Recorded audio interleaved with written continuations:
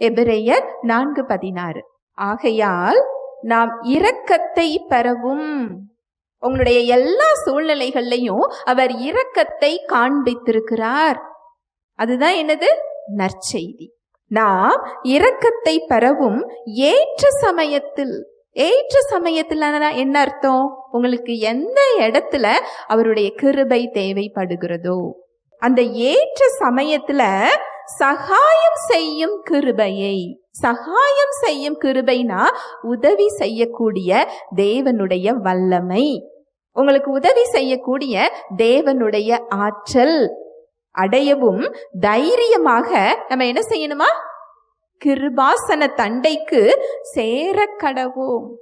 அப்படின்னா என்ன அர்த்தம்? நமக்கும் தேவனுக்கும் இடையே உள்ள தடை சிலுவையில் என்ன செய்யப்பட்டு விட்டது? நீக்கப்பட்டு விட்டது. ஹல்லேலூயா.